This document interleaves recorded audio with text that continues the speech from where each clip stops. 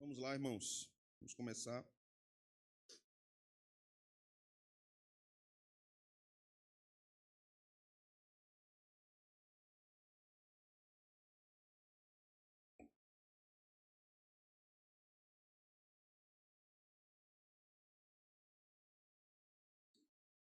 Meus irmãos, hoje nós vamos começar uma reflexão a respeito de cosmovisão cristã e vida financeira. A Escritura nos fala muito sobre isso. A Escritura nos fala muito sobre isso. E nós precisamos observar as Escrituras no que elas ensinam a respeito deste assunto. Por que este assunto é importante? Por que devemos tratar desse assunto na igreja? Em primeiro lugar, porque a Escritura nos ensina que todo o conselho de Deus deve ser ensinado e deve ser aprendido pela igreja. E esse é um aspecto importante. Em segundo lugar, que Jesus falou muito de dinheiro. Jesus foi quem mais falou de dinheiro na Bíblia, né? Então isso deve chamar a nossa atenção, porque inclusive ele fala daqueles que amam o dinheiro, né? Ou amam mamon. E Paulo também nos fala sobre isso, e nós vamos partir de Paulo em 1 Timóteo, capítulo de número 6, versículo de número 10. Quando vocês abrem, eu vou fazendo mais algumas considerações aqui sobre a importância de tratarmos sobre isso. Um outro ponto que desperta a nós a importância de pensarmos nesse tema é a respeito do materialismo. O materialismo é podemos dizer, um aspecto ético do coração caído, de uma ética má do coração caído, né? É o apego às coisas materiais como o fim para o qual o homem está destinado a viver. Então, o materialismo também tomou formas religiosas. O materialismo também se tornou evangélico, vamos dizer assim, né? Muitas igrejas ditas evangélicas propagam uma filosofia, um pensamento materialista, né? E evidência clara disso é a teologia da prosperidade. No desenvolvimento histórico do neopentecostalismo no Brasil e no mundo, né? Então, a prosperidade virou uma evidência de fé verdadeira. A prosperidade tem um aspecto, ela aparece com aspectos diferentes no Antigo e no Novo Testamento. No Novo Testamento, ela alcança o ponto mais alto da sua teologia, vamos dizer assim, que é a vida piedosa. Mas há promessas no Antigo Testamento para uma vida financeira, podemos dizer assim, abençoada. Mas devemos entender que a Escritura está em desenvolvimento até chegar a pontos mais altos. Isso ocorre do Antigo até o Novo Testamento. No Novo Testamento, a verdadeira prosperidade da vida cristã é a piedade, é a vida com Deus, a vida com Cristo. Isso não quer dizer que nós não devamos buscar uma forma de viver mais confortável, uma forma melhor de viver. Então, isso torna o assunto delicado. Isso torna o assunto delicado. A Bíblia não faz uma defesa da pobreza, e os crentes devem buscar a pobreza. A Bíblia não faz essa defesa. Mas a Bíblia faz advertências severas em relação a onde está o nosso coração. A Bíblia faz advertências severas quanto ao acúmulo de riqueza. Nós precisamos entender isso, né? Então, nós não vamos tratar sobre todo o assunto hoje, nós vamos ter outras ocasiões que vamos lidar com isso, mas vamos começar hoje. Então, 1 Timóteo, capítulo de número 6, versículo de número 10. Os irmãos estão comigo nesse texto? Amém? Vamos ler juntos. Porque o amor, o dinheiro, é a raiz de todos os males. E alguns, nessa cobiça, se desviaram da fé e a si mesmos se atormentaram com muitas dores. Muito bem. Percebamos aqui que a Escritura está nos dizendo duas coisas inicialmente, na primeira linha desse versículo. Primeiro, aprendemos aqui implicitamente que o dinheiro é neutro. Certo? O dinheiro é neutro. O pecado é o amor a ele. O grande problema não é termos. O grande problema é que ele seja senhor sobre nós. A Escritura vai nos dizer que nós devemos governar o nosso dinheiro, não o nosso dinheiro nos governar. E quando é que o dinheiro nos governa? Quando os nossos desejos são descontrolados. O uso do dinheiro está muito ligado a questões psicológicas, nossos desejos, nossos sentimentos. Então, às vezes, nós queremos redimir ou libertar nossa mente por meio do consumo. Nós vivemos numa sociedade consumista, uma sociedade capitalista. Tudo compramos. Um dia desse, meu filho se assustou porque a gente tinha que pagar sobre uma coisa. Ele disse, tem que pagar? É? Aí Kelly disse, meu filho, tudo tem que pagar. Filho.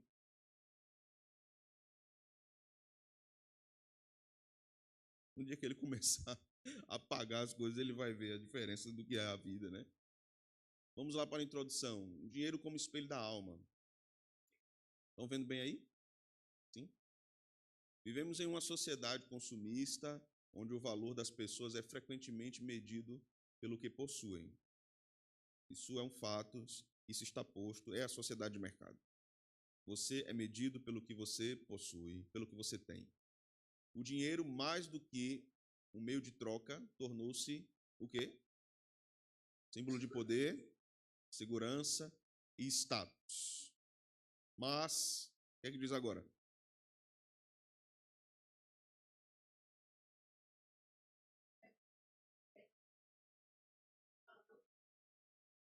Ok?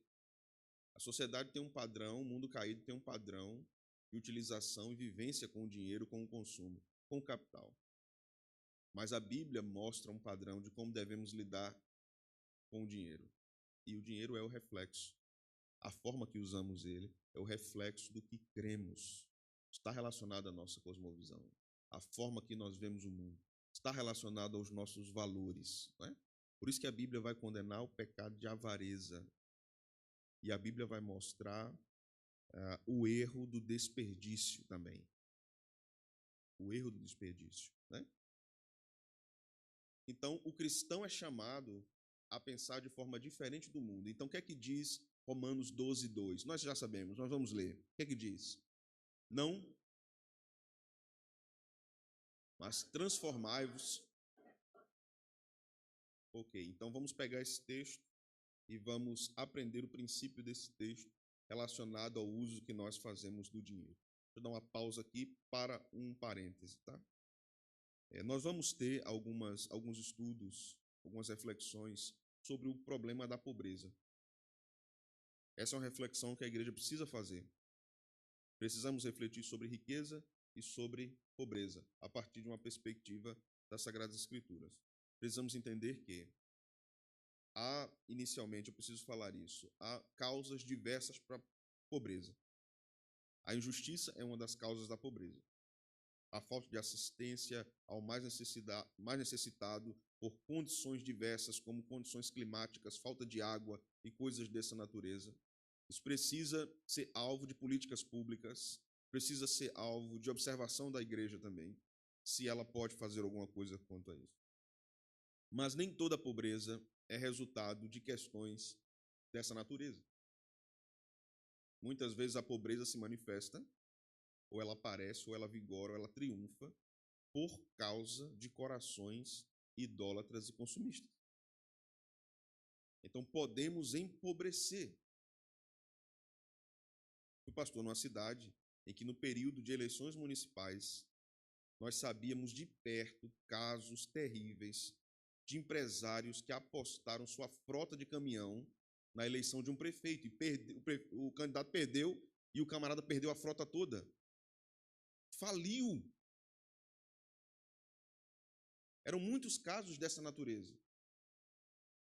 Então, os desejos do nosso coração são retratados no uso do nosso dinheiro. É claro que a pobreza pode se manifestar por dívidas que nós não fizemos, mas que recaíram sobre nossos ombros. A pobreza pode se manifestar por uma situação adversa de enfermidade, que todos os recursos foram embora. No caso daquela mulher que tinha uma hemorragia, eu vou pregar sobre isso hoje à noite, né, que ela gastou tudo que tinha com os médicos. A pobreza pode sobrevir por causa de questões de saúde também. Então, como é que faz alguém que trabalhou a vida toda e pagou o INSS, se aposenta com salário mínimo e só de remédio é R$ 5.000? Vai ter pobreza aí. Ou não? Vai. Essas são realidades, tensões no mundo real, que nós precisamos refletir sobre isso à luz das Escrituras, à luz da fé, né? Então, refletir sobre o uso do dinheiro é, portanto, um ato. Último parágrafo. Refletir sobre o uso do dinheiro é, portanto, um ato espiritual. O que mais?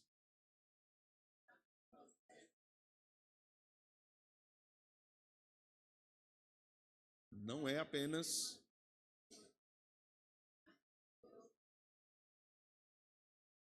como cristãos usam o dinheiro, deve ser um ato teológico e um ato de adoração. E eu não estou falando de oferta aqui, viu? Não estou falando de oferta. Eu estou falando como nós lidamos com isso.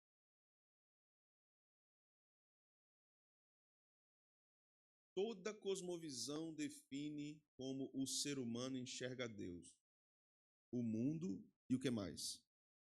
Pronto, a sua cosmovisão, ela vai mostrar como você enxerga Deus, como você enxerga o mundo e como você enxerga a si mesmo. Qual é o grande problema desse negócio de cosmovisão? É que nós não temos apenas uma cosmovisão. Racionalmente, nós podemos ler vários livros sobre como interpretarmos o mundo segundo Deus, como pensarmos o mundo após os pensamentos de Deus, como dizia Cornelius Van Til. Nós podemos ter conhecimento teórico de cosmovisão cristã, mas há um choque em nós. O nosso coração, muitas vezes, deseja coisas que a nossa compreensão da fé condena, ou não é assim? A nossa compreensão do que Deus diz é clara, mas os nossos desejos vão contrariamente a isso. Isso se aplica a várias áreas da vida, não só ao dinheiro. A comida, a sexualidade, ao trato social, a tudo. Ao trabalho, como lidamos com o trabalho. Tudo isso é parte da nossa cosmovisão e tudo isso, quando não está afinado com a palavra de Deus, precisa ser subjugado pela palavra de Deus. Precisamos colocar isso debaixo dos parâmetros e da direção da palavra de Deus. Então, na cosmovisão cristã, nós entendemos que tudo pertence a Deus, inclusive o dinheiro. Veja o que diz o Salmo 24, verso 1. Do Senhor é a terra.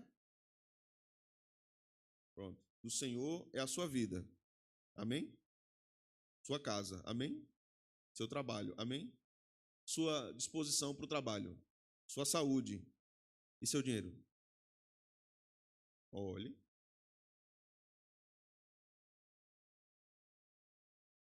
Porque na prática a gente é assim, não, tudo é de Deus, tudo é de Deus. Mas o dinheiro é meu, né? Eu preciso, né? Deus não precisa, não. Ele é dono da prata e do ouro, ele não precisa. Mas não é uma questão de Deus precisar, é que ele deve governar tudo. Governar tudo. E quando eu falo isso, eu não estou dizendo que você tem que orar. Se você estiver cedo na rua, no centro de Caruaru e quiser beber água, Senhor, é da tua vontade que eu compre uma água para mim. Não é isso que eu estou dizendo. Não é isso. Mas gerenciarmos isso de modo que Deus seja glorificado, né? Então, o dinheiro, portanto, não é neutro, como eu disse no começo, né, do nosso estudo. Ele pode ser um servo útil ou um senhor tirano. A gente vive num contexto que somos levados sempre a entendermos que precisamos de mais dinheiro. E nunca dá. Nunca dá, porque o nosso padrão vai subindo, né? A régua vai subindo. Nunca dá. Então precisamos mais, precisamos trabalhar mais, precisamos ter 2 empregos. É o mundo que nós vivemos hoje é assim. Precisamos fazer mais negócio. Precisamos fazer mais investimentos para termos mais retorno. O empreendedorismo não é um pecado. E nós vamos ter uma aula sobre isso também. Qual a perspectiva cristã a respeito do empreendedorismo? Não é pecado empreender. Na verdade, seria bom que todos os cristãos empreendessem. Que todos os cristãos empreendessem, de alguma forma. Não é pecado você ter mais de uma fonte de renda. Não é pecado. Pecado é você ser escravizado pelo dinheiro e pelo trabalho. Porque Senhor sobre sua vida deve ser apenas Deus. O Senhor ensina o seguinte: o dinheiro é o que é ali? Ele pode ser um servo útil ou um senhor tirano. O que é que o dinheiro tem sido na sua vida? Um servo útil ou um senhor tirano? Facilmente, nós gastamos todo o salário do mês e depois a gente pensa assim: eu não sei para onde foi. Ou não é assim? Não sei como é. Não sei. Fui embora. Você vai no supermercado hoje? No supermercado não, é uma farmácia, né? Aquele lugar não é de Deus, não, irmãos. Aquele lugar não é de Deus. Você sai dali com uma sacola, R$ 500, uma sacola plástica. É que nem peça para carregar, né? Você fica indignado com aquilo, né? Indignado. Você vai no mercado e o dinheiro não rende tanto como deveria render. Ele não tem o valor que deveria ter, né? Tudo tem um valor agregado. E isso precisa ser sempre levado em consideração. Por isso nós precisamos pensar sobre isso em termos bíblicos, em termos amadurecidos. Precisamos pensar sobre economia. Estou falando aqui de economia no sentido de economizar dinheiro. Estou falando de economia como ciência. Cristãos precisam pensar sobre isso à luz das Escrituras, para entendermos essa realidade do mundo criado. O que é economia? É uma ciência que se baseia e se desenvolve com base na escassez, na falta, não é? Existe economia como ciência porque existe falta de recursos. E nós precisamos refletir sobre isso, porque a igreja lida com isso em vários momentos da história. Nós estamos numa condição econômica como determinada igreja. Outras igrejas estão no sertão com pastores ganhando mais ou menos R$ 600, R$ 500 por mês para sustentar a família. Para sustentar a família. São realidades terríveis. Por isso nós precisamos ter um entendimento de economia, não só para socorrermos os que precisam, mas para ajudarmos os que precisam a saírem de uma condição de tamanha vulnerabilidade econômica. E a igreja pode ajudar. Ela não resolve, né? Porque não é a missão da igreja resolver os problemas sociais e econômicos do mundo. Mas a igreja pode ajudar de muitas formas. Então, a Bíblia apresenta 3 verdades fundamentais sobre o dinheiro à luz da cosmovisão cristã. Vamos lá? Primeira verdade, o que é que diz? O dinheiro é criação de Deus. Não é mal em si mesmo, é parte da ordem social e econômica que sustenta a vida. Amém? Amém, irmãos? Pronto. O dinheiro é criação de Deus. Isso se manifestou de várias formas, esses valores, né? Se manifestou de várias formas na história. Né? Nós tínhamos ali a troca de mercadorias, depois a moeda aparece, até hoje vigora. Hoje esse processo de uso da moeda vai mudando, né? Quase não usamos mais cédulas ou moedas em termos materiais, mas nosso dinheiro é quase totalmente digital. Hoje, né? Há alguns meses, mês passado, eu estava numa conferência e eu fui comprar um livro, fui pagar o livro, né? E aí a pessoa do caixa disse: não, pastor, nós não recebemos em espécie. Só Pix ou cartão. Eu disse: não quero não, dinheiro não, dinheiro. Isso é dinheiro. Sinto muito, mas a gente não. Ou Pix ou cartão.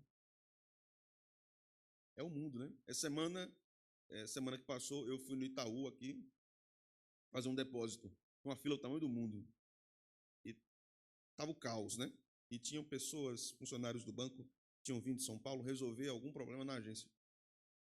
E uma das pessoas estava ali, uma moça, conversando conosco, e ela disse: vocês ainda usam muito dinheiro em espécie aqui no Nordeste?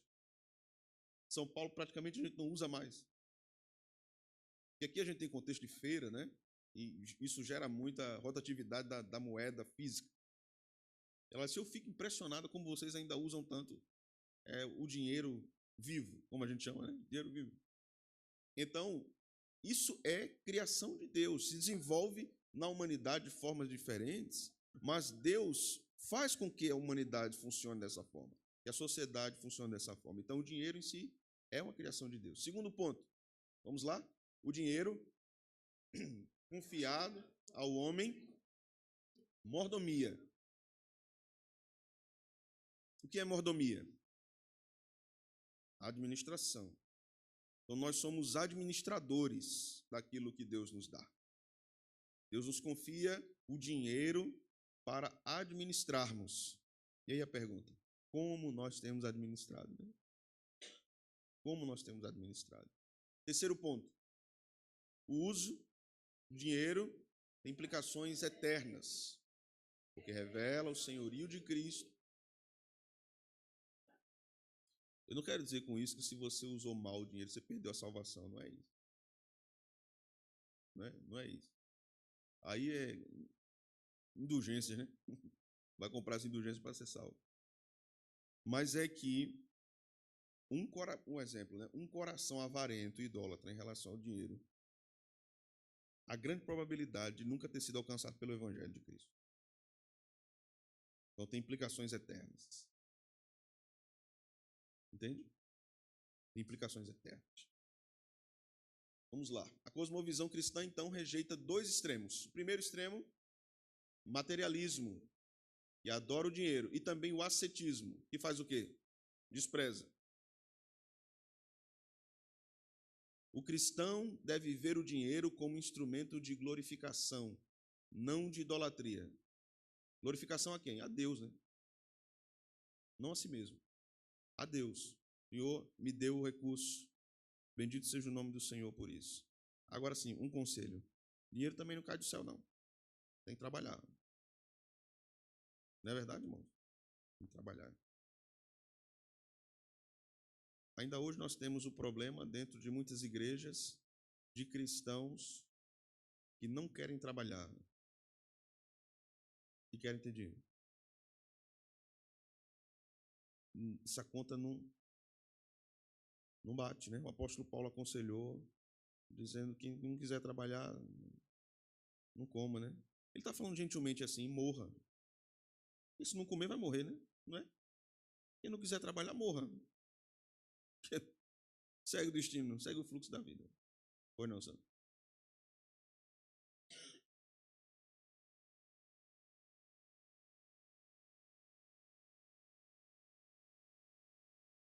Vamos devagar.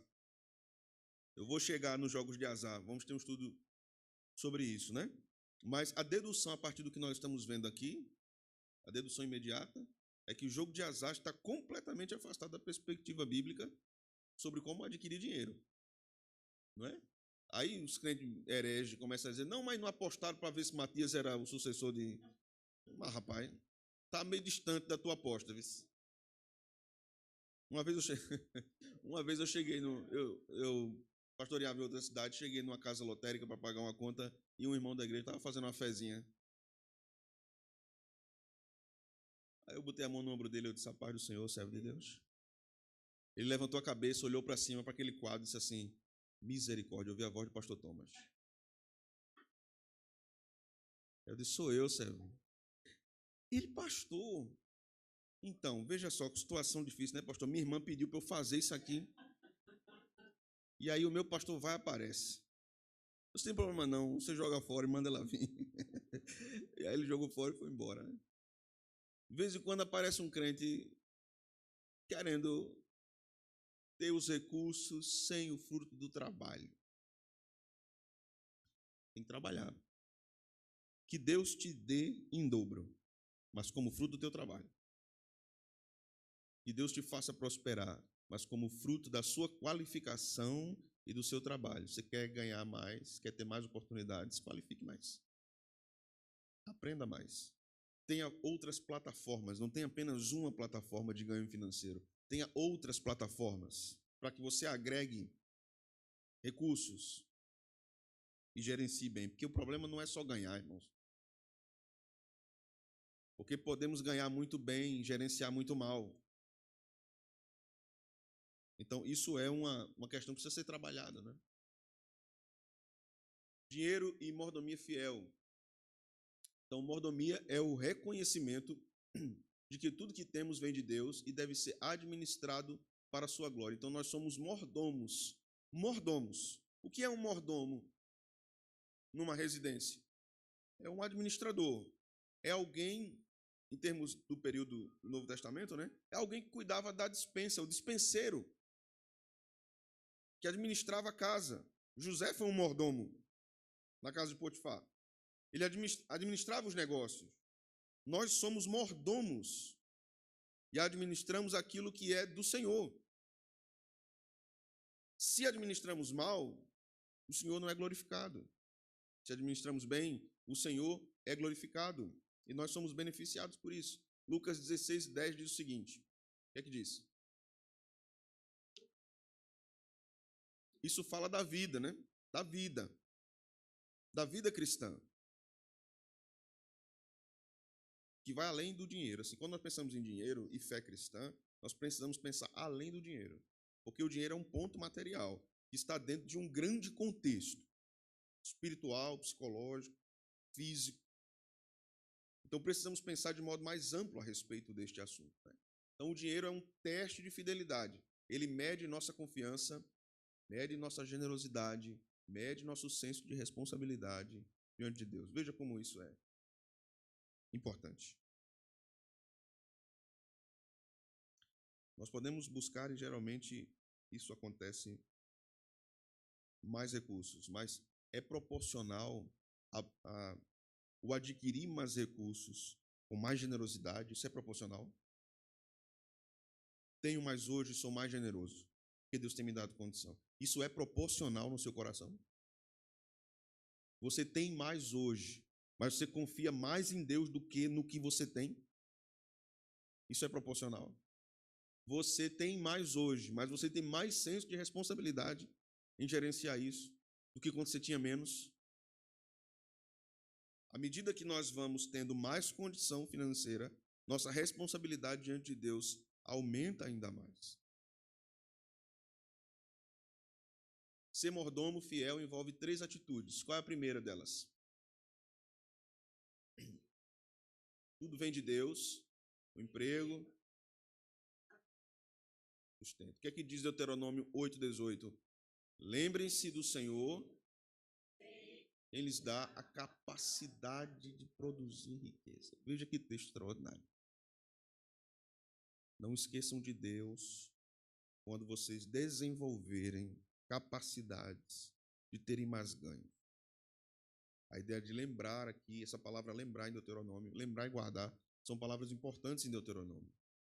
Não é apenas de ter uma lembrança acerca de Deus ou da sua bênção, mas de caminhar com Deus, que Ele seja Senhor sobre você nisso.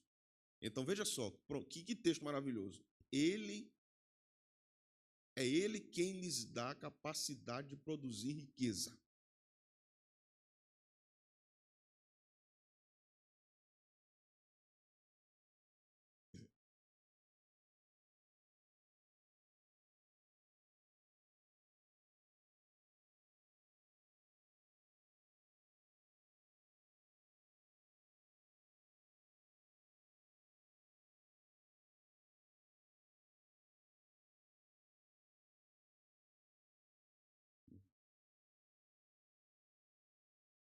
O restante, 90.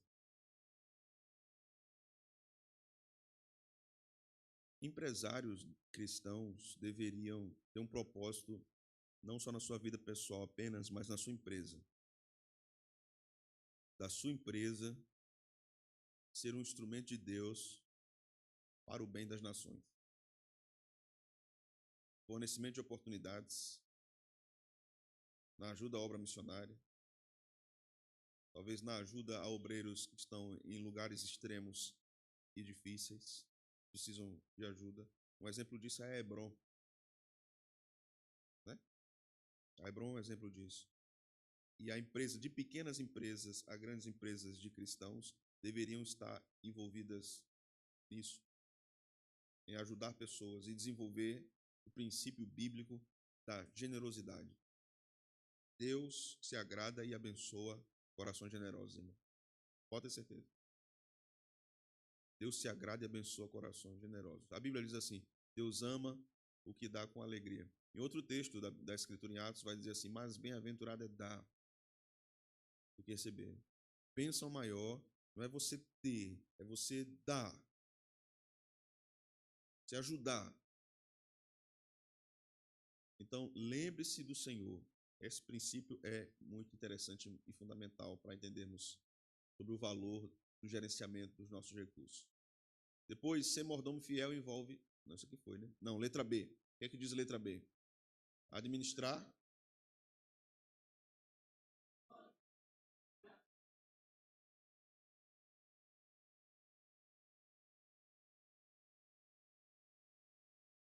Isso aqui é difícil, né? Devemos reconhecer, não é? Isso aqui é difícil.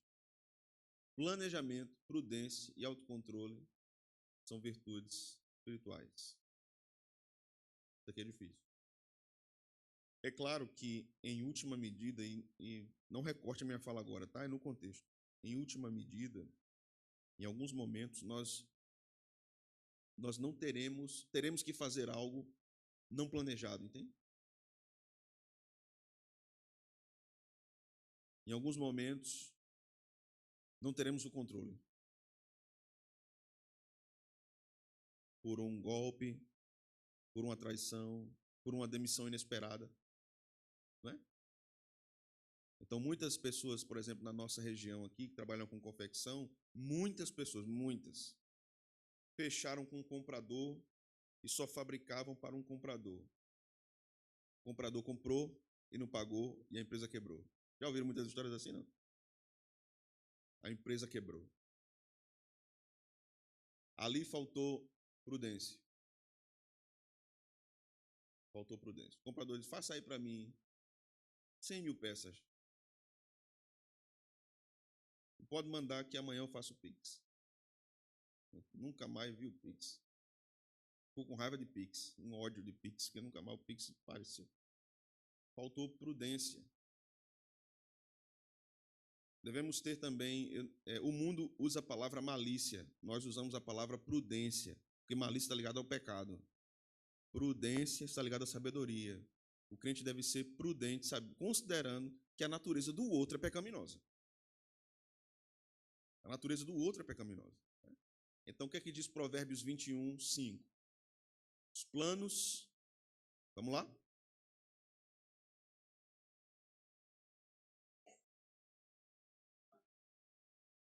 Vamos ler de novo. Os planos...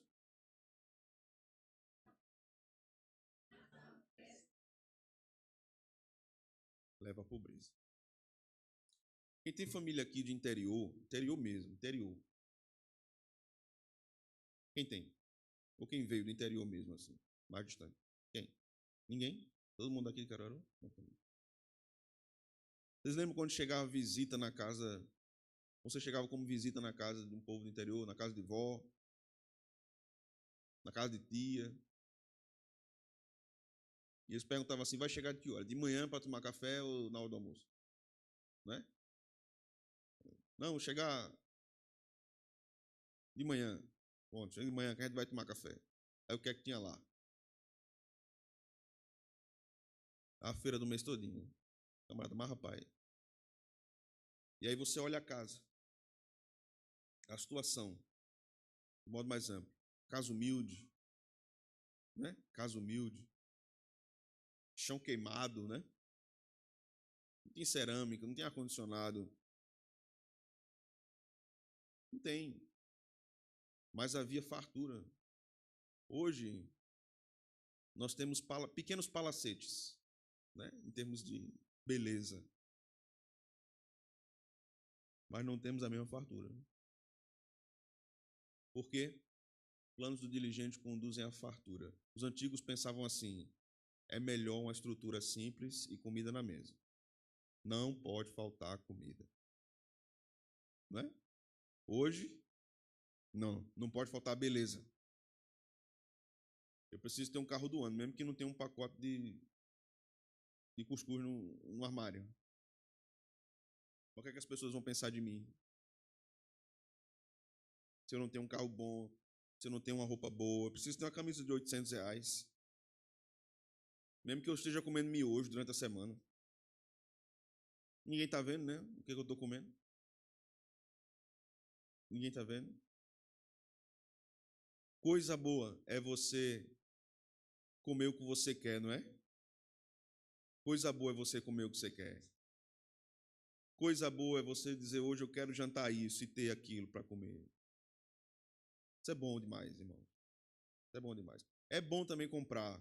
Eu quero ter isso aqui. É bom também. Mas o meu ponto aqui é a desproporcionalidade. Porque vivemos numa sociedade de aparência total. Aparência total. Você precisa mostrar ao mundo um padrão, mesmo que você não tenha esse padrão. E a Bíblia nos convoca à realidade dos fatos. Não vivam assim. Não vivam dessa forma. Vivam de modo prudente. Senão, a pressa trará excessiva pobreza.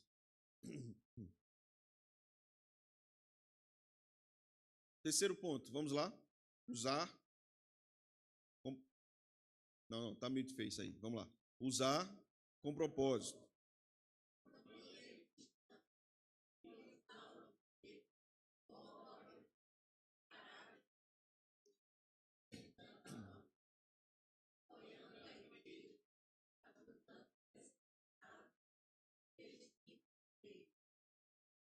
Isso aqui é uma bênção para nós. Isso aqui é uma bênção para nós. Usar o nosso dinheiro com um propósito. Não é comprar coisas inúteis, né? As nossas compras devem ser inteligentes. Não é verdade, irmãos? Nós vamos comprar sempre. Muitos de nós, quase todo dia, estão comprando. Principalmente os empresários, né? Quase todo dia estão comprando. O ponto não é esse. O ponto é que a nossa compra deve ser inteligente. Nós devemos comprar com prudência e não com o estômago. A gente já ouviu aquele dito, minha mãe dizia isso. Quando você for fazer feira, meu filho, quando você se casar, nunca vá com fome. Já ouviu isso, né? Nunca vá com fome. E até isso é verdade. Às vezes eu vou, aí minha esposa diz, está com fome, né? Eu disse, estou. Ela disse, controla aí a mãozinha, porque tá botando muita coisa. Eu passo a mão assim na prateleira. Prudência, né? A Escritura nos ensina a arte da prudência. Mateus 5,16. Assim brilha a vossa luz diante dos homens, para que vejam as vossas boas obras e glorifiquem o vosso Pai. Boas obras também é a forma que nós usamos o dinheiro. Certo? Detalhe. Não devemos ter em mente, inicialmente, que a gente muda muito a ordem das coisas, né? Nós devemos ter em mente inicialmente que eu devo administrar melhor o meu dinheiro para que eu viva melhor. Não, esse não é o ponto do cristão. Entende? Eu devo administrar melhor o meu dinheiro por causa do Senhor.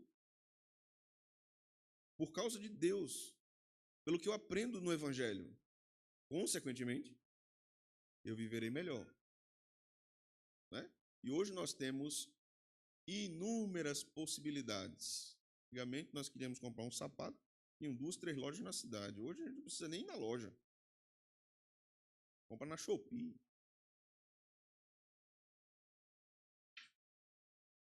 Você vai na internet, você vai num site como a Amazon, você encontra bem mais barato, não é? Então nós temos uma possibilidade de mercado muito maior, muito maior. Minha mãe e meu pai trabalharam a vida toda no comércio de Recife, minha mãe principalmente no centro do Recife, no centro do Recife. E eu trabalhei também no centro do Recife. Aquilo ali era um caldeirão. Vinha gente de todo canto, de todo o agreste, de todo o sertão, de todo o estado, gente de João Pessoa, Paraíba, comprar no centro do Recife. Hoje, quando você chega naquele lugar, é um cemitério. Muitas lojas fechadas. Muitas lojas fechadas. Por quê?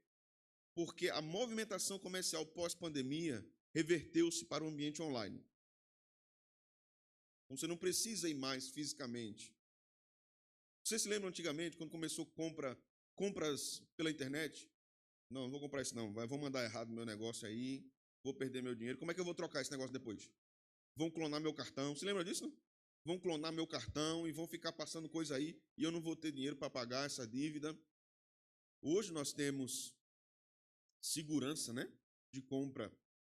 Hoje nós compramos uma coisa, um dia, 2 dias, uma semana depois, está chegando na nossa casa. Na nossa mão, assim, toma. E sem defeito. Que coisa, né?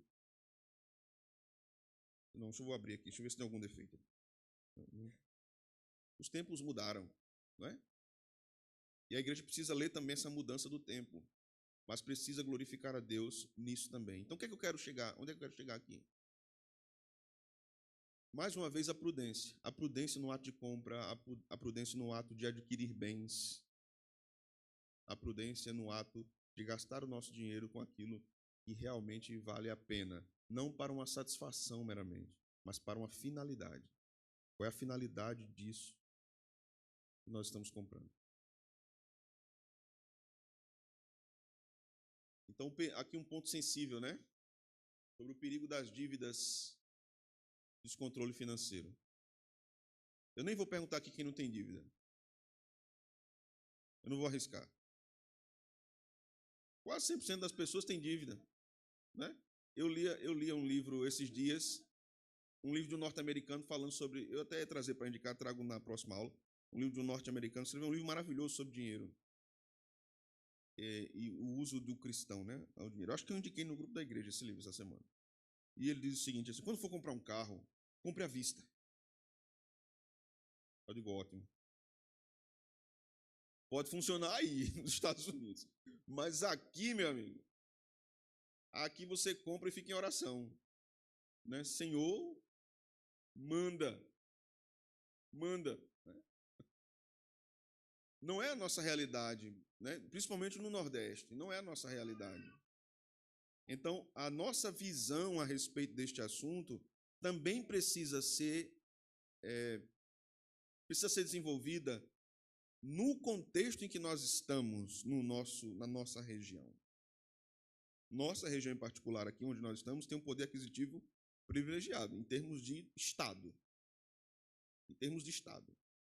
Então, há um poder aquisitivo privilegiado. Mas nós não estamos perto de São Paulo. Não estamos perto em outras grandes regiões do país. E o fluxo financeiro é muito maior, muito mais elevado. Então, as dívidas serão um elemento presente na vida da maioria dos brasileiros. E o que é os ditados, né? Os ditados dos nordestinos, principalmente, são os melhores. Não, se não for 10 vezes no cartão, não tem como ter, não. Tem que ser assim mesmo. O outro ditado, eu nem pergunto quanto é, eu pergunto em quanto dividem. Não é?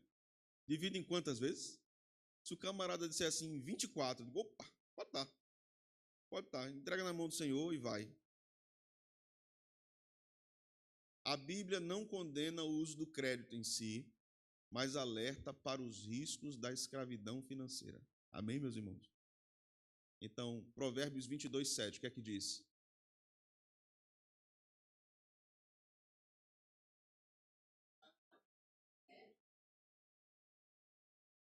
Se pegar emprestado com o banco não tem pena não.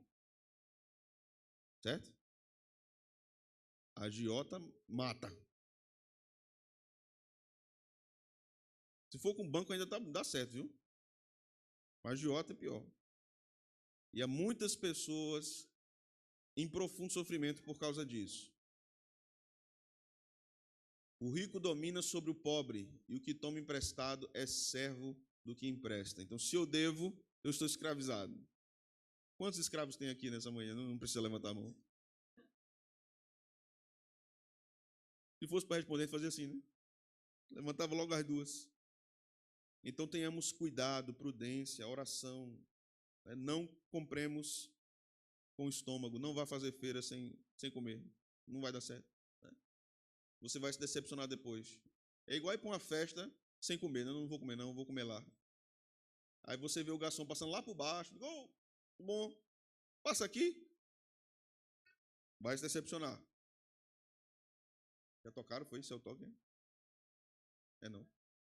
É psicológico meu. Mais um ponto aqui. Endividar-se irresponsavelmente é o quê?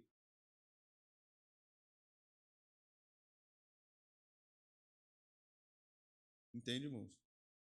Endividar-se irresponsavelmente é perder a liberdade para servir a Deus com alegria. Porque é tormento no juízo, ou não é, irmãos? É tormento no juízo. Então, a falta de disciplina financeira leva ao estresse, à desordem familiar, à desonra ao nome de Cristo. Então, a reflexão cristã sobre o dinheiro precisa incluir o princípio do contentamento. Tendo sustento e com que nos vestir, estejamos contentes. 1 Timóteo 6,8. Esse é o princípio do contentamento.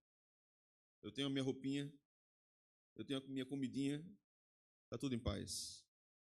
Se o cuscuz nosso de cada dia estiver lá, né? Pode ser com ovo, pode ser com rabada, pode ser com tripa seca, para quem gosta de tripa seca, né? Não posso, mas gosto, né? Mas se a gente tem, né, é tão triste muitas vezes, né? Filhos abrirem a geladeira e dizer assim, não tem nada para comer. É mesmo que matar um pai e uma mãe, né? Vou dizer aqui uma fala de minha mãe, minha generosa mãe, quando a gente dizia isso.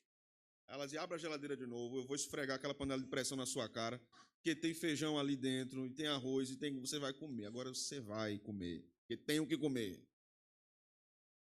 Eu me lembro de uma vez que nós fomos fazer feira, eu tinha uns 8 anos, 9 anos. Nós fomos fazer feira, eu gostava muito de fazer feira. Eu já ficava planejando, vou comprar um biscoito passatempo, vou pegar um Danone, não sei o quê. E aí eu peguei um iogurte, do mais caro. Aí minha mãe disse, filho, esse não dá. Pegue do outro ali. Eu disse, não quero esse.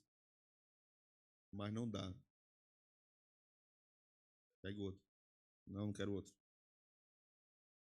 E eu fiquei muito irritado com aquilo, muito frustrado mesmo, assim, sabe? E minha mãe tinha medo de me traumatizar, não, viu, irmãos? Ela não tinha medo, não. E ela disse a meu pai disse, senta aqui, cara. Senta aqui, na minha frente. Deixa eu te dizer uma coisa. Meu pai era padeiro. Meu pai disse, eu saio de casa 3 horas da manhã para ficar na frente de um forno, de uma padaria, todo dia. Todos os dias. De segunda a sábado.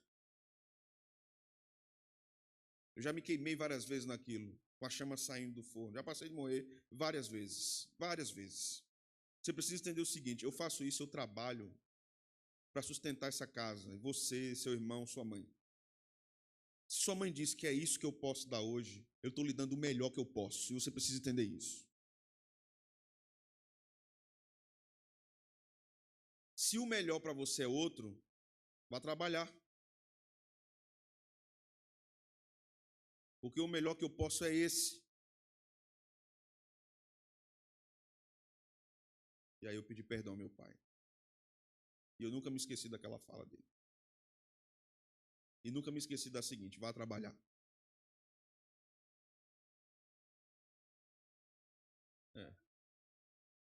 É. Agora eu escuto assim, menos, pastor, menos, trabalhe menos. Eu acho que eu ouvi demais esse conselho do meu pai. Né? Cadê? Aqui. O endividamento muitas vezes nasce de uma cosmovisão distorcida. O que é que diz agora aqui? Quando no consumo, o que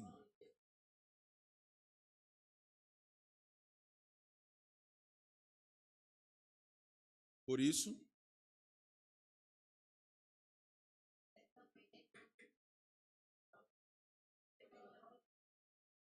Exato.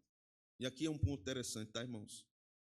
Vivemos numa efervescência de discussões políticas, ideológicas a respeito da economia, do estado econômico da nossa nação, guerras e embates ideológicos sobre que tipo de programa econômico é melhor, uns defendendo uma espécie de abordagem econômica, outros defendendo outra espécie de abordagem econômica. Via de regra, os conservadores sempre tendem a defender uma abordagem econômica mais consumista. Mas nós devemos ter cuidado com essa posição, porque conservadorismo não é cristianismo. Podem ter paridades, mas não é cristianismo. Então tenhamos cuidado. Eu não sou contra o poder aquisitivo. Eu não sou contra, eu sou a favor. Eu sou a favor da propriedade privada, vocês sabem disso. Mas nós devemos afirmar o que a Bíblia afirma. A reflexão cristã sobre o dinheiro também é uma cura espiritual contra a idolatria do consumo. Nós devemos pensar, meditar, por que queremos comprar, né? Por que queremos comprar? Então, o dinheiro como expressão de fé. Vou chegar aqui no final, tá? Jesus ensinou que a fé e o dinheiro estão diretamente ligados. Onde estiver o teu tesouro, aí estará também o teu coração. Então, o uso do dinheiro é uma demonstração concreta de onde está o nosso coração. Um cristão maduro não separa a sua espiritualidade da sua administração financeira. Não são coisas distantes da vida do cristão. Certo? A fé cristã se manifesta de que forma? Na vida simples e responsável e no contentamento. Contentamento piedoso não é conformidade com a situação trágica financeira, entendeu? Não tem a ver com isso. Mas estarmos contentes com o que o Senhor tem nos dado. Então, por que muitos cristãos permanecem num estado de dificuldade financeira? Em primeiro lugar, porque eles têm medo de arriscar. Eles têm medo de arriscar. Quando eu falo isso aqui é importante, irmãos, porque arriscar aqui não é arriscar irresponsavelmente. Mas nós precisamos dar passos para a evolução. Qualificar-se mais. Não, eu trabalhei a vida toda engraxando sapato, eu só sei fazer isso, e ninguém mais engraxa sapato. E eu vou morrer de fome, porque eu só sei fazer isso. E o cristão vai viver desse jeito? Aprenda outra coisa. Aprenda outra coisa. E rentável. Devemos trabalhar com o que amamos, se for possível, é uma bênção.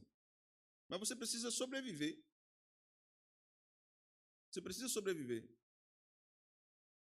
A realidade da nossa região, a realidade do nosso país é totalmente diferente, né? Na minha adolescência eu queria muito ser um músico profissional. E aí um dia, alguns amigos disseram, tu vai morrer de fome, disse. Porque tu é crente. Vai tocar forró? Eu disse, não gosto não. Tu vai tocar brega? Não vou não. Vai tocar pagode? Eu também não gosto não. Eu vou morrer de fome, porque só tem isso no Brasil. Quando você vai para os Estados Unidos, você vê um brasileiro numa praça, com violão, com a guitarra, com sax. Aí você pergunta a ele, quanto é que você tira por dia aqui? Ele vai dizer, bom, às vezes $800. Às vezes o movimento é melhor. Rapaz, estava na rua tocando. Está no metrô, agora vai fazer isso aqui? O ladrão vem e leva o seu instrumento. Dizer, bora, passa. Eu estou trabalhando, você conversa, eu também estou. Bora, passa. E leva. E ainda apanha, né? Ainda leva uma pisa. O Brasil é terrível. Então, o contentamento não tem a ver com o conformismo. Mas a inconformidade com uma situação também não pode ter a motivação errada do coração. Porque ela pode se manifestar como idolatria, né? Então, dar, contribuir, repartir são expressões práticas da fé. Paulo também fala sobre isso. Cada um contribua segundo o que estiver proposto no seu coração, porque Deus ama o que dá com alegria. Então, a maneira como administramos o dinheiro mostra se cremos realmente na providência de Deus. Você crê na providência? Então, isso vai ser mostrado na forma que você lida com o seu dinheiro. Então, para a gente chegar aqui, caminhar para a conclusão, meus irmãos. Já tocaram não? Ah, tá todo mundo preso lá, né? Então, vou terminar agora. Vou terminar agora. Calma, vou terminar, irmão. Princípios práticos para uma vida financeira piedosa. Planeje com sabedoria. O cristão não vive à deriva. O planejamento é ato de fé e de responsabilidade. Segundo, o que é que diz?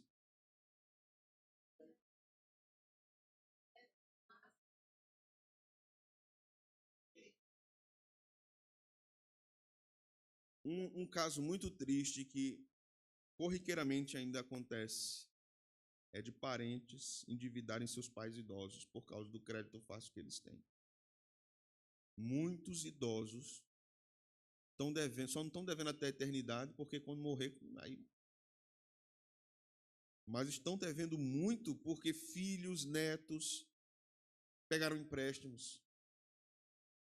E o menino diz, vó, eu só consigo trabalhar se for de moto ou Uber. Compra uma moto para mim. Quanto é a moto, meu filho? É 50 mil reais.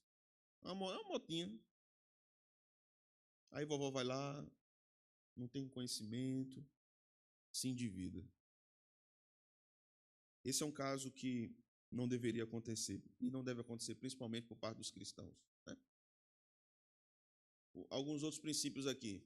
Seja generoso, a generosidade abre o coração e nos liberta do egoísmo. Ponto 4.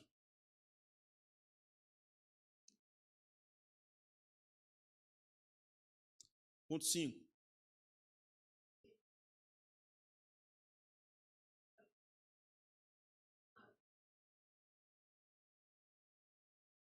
Conclusão, vamos ler juntos?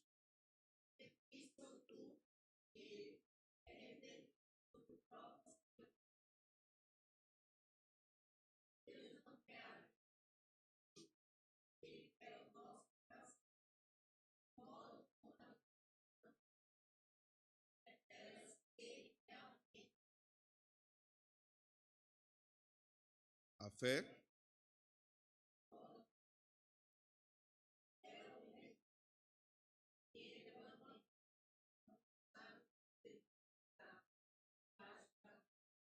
Amém, meus irmãos? Amém. Alguma dúvida, alguma pergunta?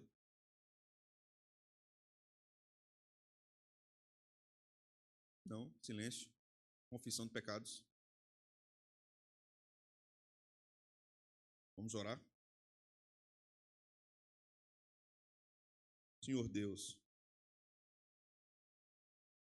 nos dê sabedoria para lidarmos com o nosso dinheiro.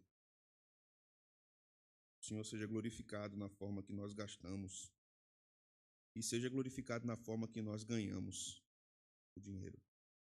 Livra-nos de buscarmos ganhos indevidos, teu nome seja desonrado. Livra-nos da desonestidade, da fraude, do golpe. E usa-nos, Senhor, para o bem do próximo. O Senhor tem nos dado o pão de cada dia, tem nos dado condições de nos vestirmos, de comermos, de transitarmos. Nós te agradecemos por isso. Que nosso coração seja piedoso, que nossa mente seja inteligente. Que o Senhor nos dê capacidade de aprendizado para aprendermos novos ofícios, trabalhos, possamos com isso ganhar o necessário e glorificar o teu nome através de tudo isso. Que o Senhor nos abençoe, nos ajude. Ajude, Senhor, aqueles que têm sofrido com dívidas. Que o Senhor os fortaleça. Levante irmãos, pessoas que possam ajudar, direcionar. E que os nossos corações, Senhor, estejam postos em Ti e não nas riquezas. Não sejamos movidos pela riqueza, que não sejamos escravos delas, mas senhores sobre elas, porque o Senhor nos pôs como autoridade sobre o nosso dinheiro e não o dinheiro como autoridade sobre nós. Que as nossas decisões não sejam movidas pelo dinheiro em detrimento de tua vontade e da prudência, mas que o Senhor nos dirija aos passos. Nosso coração faz planos, mas pedimos, Senhor, dirija-nos os passos e que sejamos conscientes disso. No nome de Jesus nós oramos assim. Amém e amém. Eu não sei se tem apresentação de aniversariantes. O secretário está lá em cima, né? Raíssa, né?